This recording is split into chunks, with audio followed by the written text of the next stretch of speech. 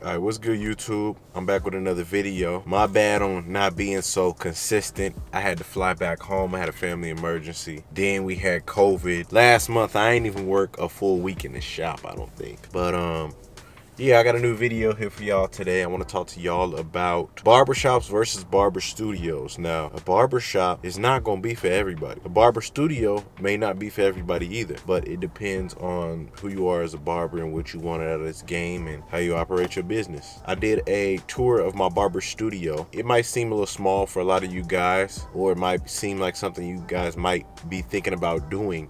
If you're in a barbershop and you're booked up and you're not getting any walk-ins and you're really just promoting someone else's shop or brand, sometimes it's time for you to get out on your own. The way this economy is going right now, in a lot of cities, depending on where you are, you might not be profiting off of getting a barbershop, at least not doing booth renting your barbershop.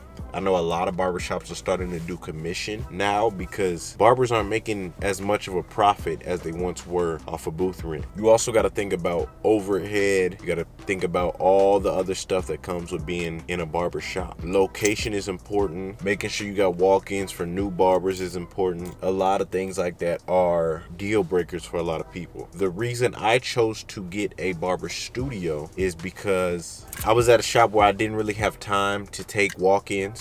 I was booked up a lot. Me and Jose came from the same barbershop. We were both pretty booked. I mean, if I could get a walk-in in, I would, but it was just, we kind of outgrown the shop we were in. So we decided to open up our own barber studio. Now, we're inside of a building with other studios. The overhead is less than what we were paying in booth rent at the shop. Also, we're promoting our brand and not someone else's shop. Our name is on the door, so we're promoting our own brand instead of someone else's brand. A lot of clients actually like our studio just because it's more personal rather than having to yell over music. In a lot of barbershops, it's just loud.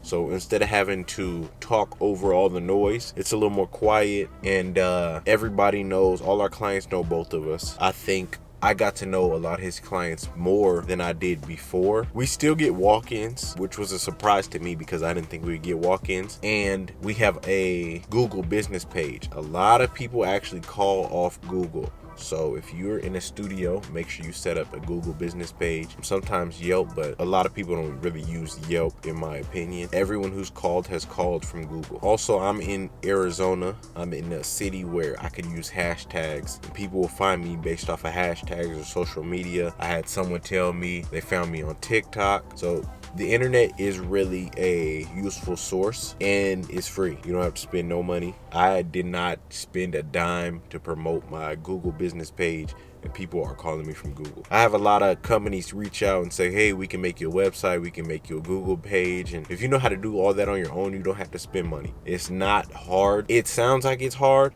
but it's actually really easy. You just gotta be willing to put the time in, just do the work. It doesn't take long either. It's not like you gotta put a whole bunch of time into doing this. It's pretty simple, very self-explanatory. Now, the downfall with a studio, sometimes, if you're in a studio by yourself, sometimes you could miss that shop feel. Sometimes you just miss coming in every day and seeing other people in your shop, because when there are other people you work with, it's easier to come to work. When nobody's there, it's like, man, I'm bored, I should go home. Man, I'm bored, I should go do this. I feel like it's easier to not be there when you don't have other people to work with. Now, when you're in a shop, depending on if the owner is micromanaging or he lets you do what you want, sometimes it's also easy to go home if you don't have clients yet. But if you're booked out, sometimes what other people do affects your business. Let's say someone's over here in the corner cussing and you got a kid in your chair. You know, a lot of parents don't like that, so you got to deal with that. In a studio, you come and go as you please. There's no one micromanaging you. It's like you being in your own shop. I decided to go in with Jose because we had the same business structure. At the old shop, a lot of times we would open the shop together, we would close the shop together, and we worked the same times. I feel like our clients are very similar. We have a lot of clients who like both of us and they really get along with both of us. So it just made sense and I don't regret it at all. Now, if I were to open a barbershop there would be the struggle of finding barbers who actually want to be there, even finding barbers who have a clientele already. Sometimes you get someone straight out of school and they might not be the best barber, and you gotta try to give them a clientele as well as show them the ropes and be patient enough to help them grow as a barber. Some barbershops is just not meant for that. Some barbershops are. Some barbershops are good at developing talent and some shops aren't. Now, when I say overhead in a barbershop, you gotta pay for electric, you gotta pay for water, you gotta pay for all that extra stuff. In a studio, all that is included. So to me, being in Arizona is getting really expensive. I'm not making much of a profit just off booth rent. I'll probably make enough to pay the bills at the shop if I owned a shop. It didn't really make sense for me to put all this money into a shop if I'm not gonna make that money back. Like, it would take a while, and I would need a shop that's big enough to fit like 10 chairs almost. But if you're in an area where it's a lot cheaper to live, it makes it easier because a lot of times booth rent will pay your bills at the shop and you'll have enough profit to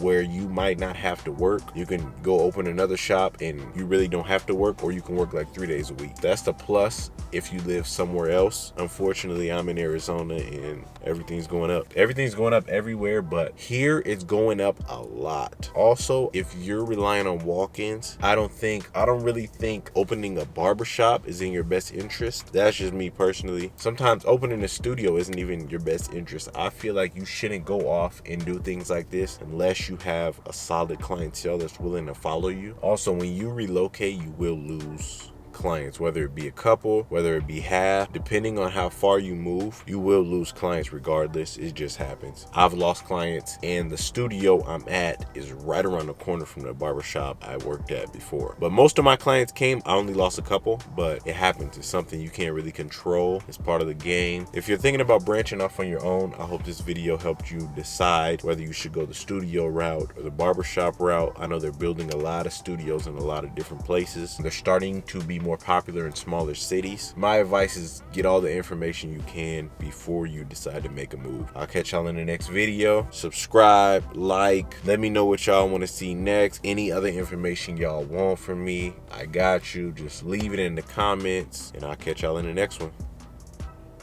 Peace.